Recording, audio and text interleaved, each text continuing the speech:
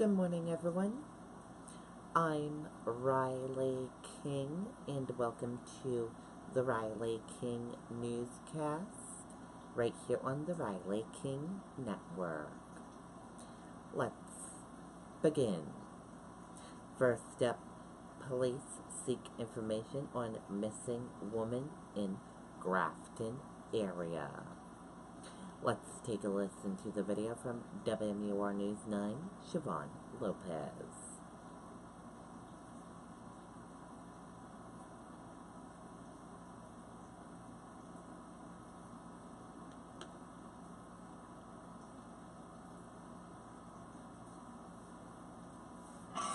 Don't let the end of summer get you down. Head over to Abundant Life this Labor Day weekend and prepare for the... Investigators search by air and on the ground in Grafton. The Attorney General's office releasing these photos of 26-year-old Trish Haynes, a woman reported missing by a concerned family member. She was last seen at the end of June or early July in the Danbury, Grafton, New Hampshire areas. It's not clear how it is connected to the investigation, but the State Police Major Crime Unit remained parked at 225 Main Street for much of the day. Investigators wearing covers on their shoes took pictures of the scene. Others with a canine walked around the property, which was blocked off with yellow tape. The AG's office hoping someone will come forward with more information about Haynes. We're asking the public to notify us if they've seen her or have any information about her potential whereabouts. Investigators say Haynes is 5'6", 110 pounds, with brown hair and brown eyes. I can tell you that a family member has reported her missing. She hasn't been seen or heard from in some time. That's causing some concern, and that's why law enforcement is involved. The Woodstock Police Department is also involved in this search for Haynes. Anyone with information that might help investigators find her is asked to call State Police. Reporting in Grafton, Siobhan Lopez, WMUR News 9. Okay, and there you go on that video and that report.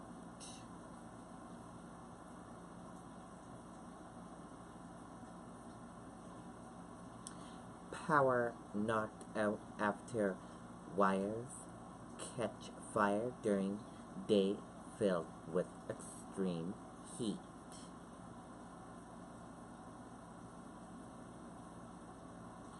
Let's take a listen to the video from WCVB Boston.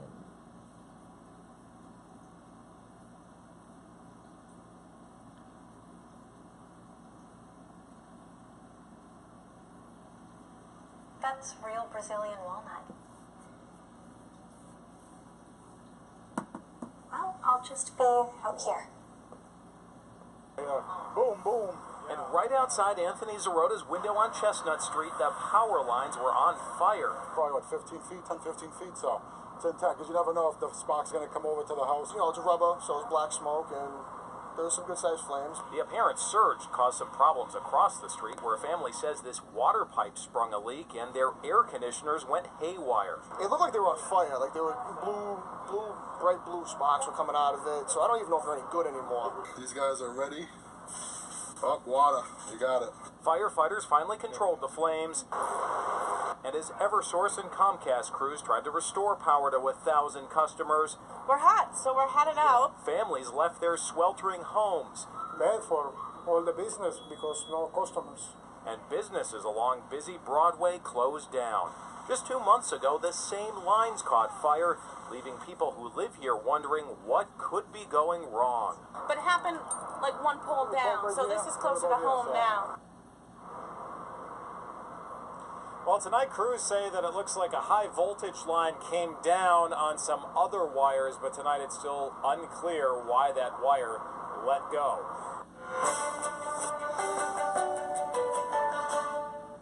Okay, and there you go on that video and that report.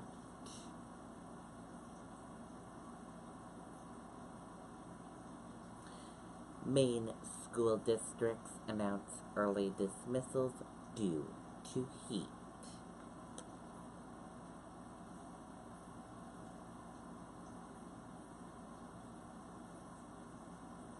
Let's take a listen to the video from WMKW News 8 Maine.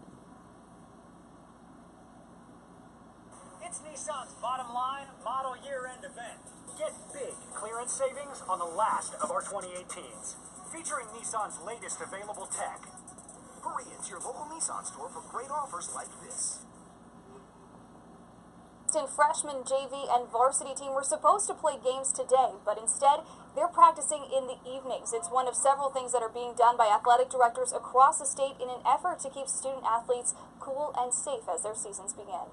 It's hard to stay cool while running, whether it's chasing after a soccer ball or practicing for cross country. The coach is very much aware, and they're not, they run for time, so the time will be shortened. Valerie Racine's daughter is a junior at Lewiston High School, where the athletic director has modified practice times and stressed hydration. She's been drinking all day, and Gatorades are in the fridge, and just keep them hydrated. Today, several soccer games were canceled, which would have been held on the school's new turf field, which athletic director Jason Fuller says can heat up quick. You stand on here and play on it, your soles of your feet get a little hotter, but that's why you take the precautions that you need to and mandate water. Aside from the mandatory water breaks, the drills for the freshman team were for shorter periods of time and required only some of their padding.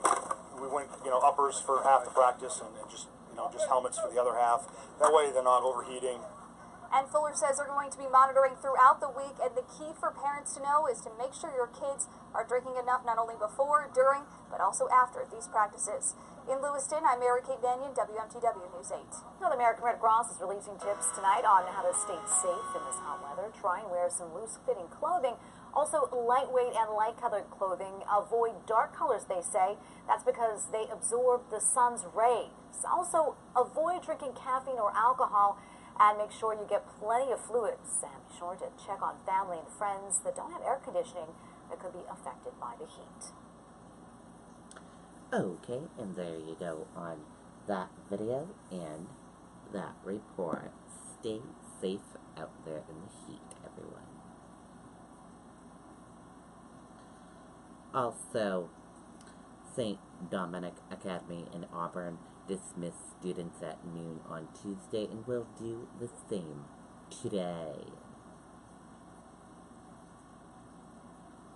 Regional School U-Teen, which includes Windham and Raymond, said students will be released early on Wednesday, the first day of school. The Westbrook School District Regional School Unit 1 and MSAD6 announced students will be dismissed on Wednesday as well. The Biddeford grades 1 through 9 will be dismissed early, and afternoon kindergarten screening sessions are canceled. Temperatures will be in the 90s with high humidity. Heat advisory is in effect for Cumberland and York counties until 8 p.m. Wednesday.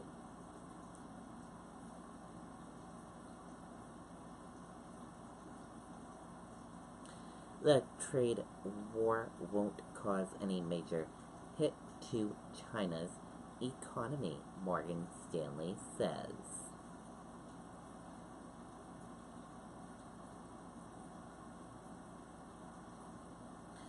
The Chinese government will continue implementing measures in order to cushion its economy from the impact of the ongoing trade war, spat with the U.S., a leading China economics said Wednesday.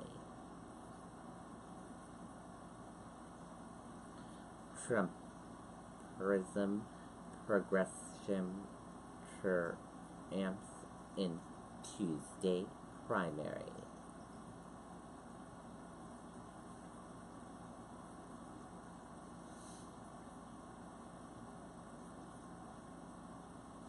Primary season is winding down after voters in Florida, Arizona, and Oklahoma settled intra-party sparings Tuesday night, sending nominees from key races up and down the ballot on the general election. Arizona Republicans selected Rep. Martha McSally, who shifted closer to the President Donald Trump in her race against her two Trump-era rivals to square off against Democrat Rep. Christie Shimina in November in one of the most contestable Senate races this cycle. Trump tweeted congratulations to McSally early Wednesday, bashing outgoing Senator Jeff Flake in the process.